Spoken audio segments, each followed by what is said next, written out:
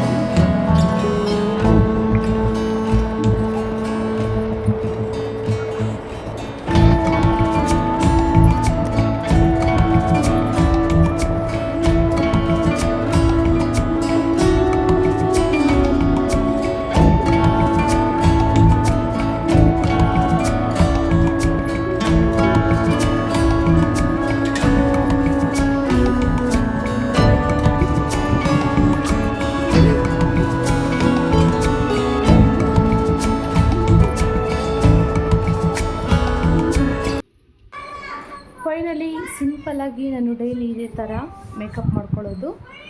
Just fair and lovely, kajal, lip balm ಅಷ್ಟೇ. Simple makeup, daily makeup. Okay, ಪೂಜೆ ಮಾಡ್ಕೊಂಡು ಬರೋಣ ಬನ್ನಿ. ಗಿಡಗಳಲ್ಲಿ ಹೂ ಬಿಟ್ಟಿದ್ದೆ ಅಂತ ನೋಡ್ಕೊಂಡು ಬರೋಣ ಬನ್ನಿ. ಹೂ ಬಿಟ್ಟಿದ್ರೆ ಕಿತ್ಕೊಂಡು ಬರ್ತೀನಿ. ನೋಡಿ ನಮಗೆ ಗಿಡಗಳಲ್ಲಿ ಎಷ್ಟೊಂದು ಹೂ ಬಿಟ್ಟಿದೆ ಅಂತ. ಇದೆಲ್ಲ ಕಿತ್ಕೊಂಡೋಗಿ ಪೂಜೆ ಮಾಡಬೇಕು ಇವಾಗ.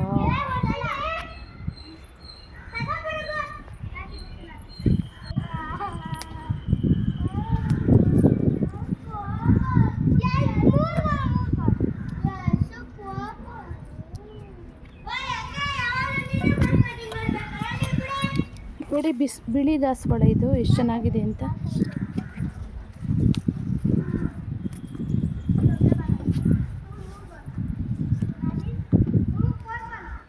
ಇದು ಗೊತ್ತಿರಬೇಕಲ್ಲ, ಕಣಗ್ಲು ಇದು.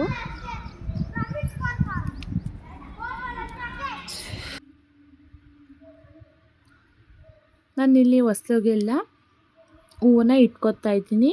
ನೋಡಿ ನಮ್ಮ ಗಿಡದಲ್ಲಿ ಎಷ್ಟೊಂದು ಹೂವು ಬಿಟ್ಟಿವೆ ಅಂತ. 2 ಡೇಸ್ಗೊಂದ್ಸತಿ ಇಷ್ಟು ಹೂವು ಬಿಡುತ್ತೆ ನಮ್ಮ ಗಿಡದಲ್ಲಿ. ನೋಡಿ ರಂಗೋಲಿ ಎಷ್ಟು ಚೆನ್ನಾಗಿದೆ ಅಂತ. ಹಾಗೆ ಬಂದು ಪೂಜೆಗೆ ಅಂತ ಹೂವನ್ನ ಕಟ್ಕೊಳ್ತಾ ಇದ್ದೀನಿ.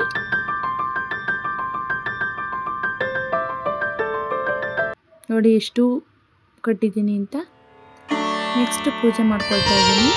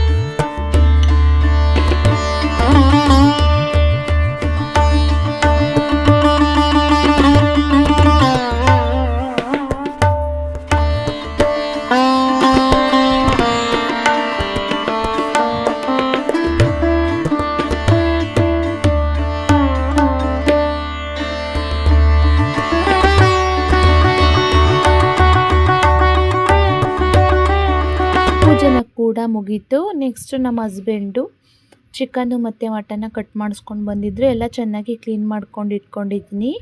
ನೆಕ್ಸ್ಟ್ ಬಂದು ಕಬಾಬ್ಗೆ ಅಂತ ನಾನು ಪ್ರಿಪೇರ್ ಮಾಡ್ಕೊಳ್ತಾ ಇದ್ದೀನಿ. ಇದರ ರೆಸಿಪಿ ಬೇಕು ಅಂದರೆ ನಾನು ನೆಕ್ಸ್ಟ್ ವಿಡಿಯೋದಲ್ಲಿ ಅಪ್ಲೋಡ್ ಮಾಡ್ತೀನಿ. ಹಾಗೆ ಬಂದು ಮಟನ್ ಸಾಂಬಾರು ಕೂಡ ಮಾಡ್ಕೊಳ್ತಾ ಇದ್ದೀನಿ. ನಮ್ಮ ಮನೇಲಿ ಎಲ್ಲರೂ ಮಟನ್ ತಿಂತಾರೆ, ಆದರೆ ನಾನು ತಿನ್ನೋದಿಲ್ಲ. ನಾನು ಚಿಕನ್ ಮಾತ್ರ ತಿಂತೀನಿ. ಮಟನ್ ಸಾಂಬಾರು ಕೂಡ ಪ್ರಿಪೇರ್ ಆಯಿತು. ಹಾಗೆಯೇ ಚಿಕನ್ನಲ್ಲಿ ಸ್ವಲ್ಪ ಚಿಕನ್ ಗ್ರೇವಿನ ನಾನಿಲ್ಲಿ ಮಾಡ್ಕೊಂಡಿದ್ದೀನಿ. ಇದ್ರೂ ರೆಸಿಪಿ ಬೇಕು ಅಂದರೆ ನನಗೆ ನೆಕ್ಸ್ಟ್ ವಿಡಿಯೋದಲ್ಲಿ ಅಪ್ಲೋಡ್ ಮಾಡ್ತೀನಿ. ಹಾಗೆ ಏನೇನು ಮಾಡ್ಕೊಂಡಿದ್ದೀನಿ ಅಂತ ತೋರಿಸ್ತೀನಿ ಬನ್ನಿ. ಸ್ವಲ್ಪ ರೈಸು ಮತ್ತು ಮುದ್ದೆ, ನೆಕ್ಸ್ಟ್ ಬಂದು ಕಬಾಬು, ಹಾಗೆ ಬಂದು ಮಟನ್ ಸಾಂಬಾರನ್ನ ಮಾಡ್ಕೊಂಡಿದ್ದೀನಿ. ನೆಕ್ಸ್ಟು ಸ್ವಲ್ಪ ಚಿಕನ್ ಗ್ರೇವಿನ ನಾನಿಲ್ಲಿ ಮಾಡ್ಕೊಂಡಿದ್ದೀನಿ.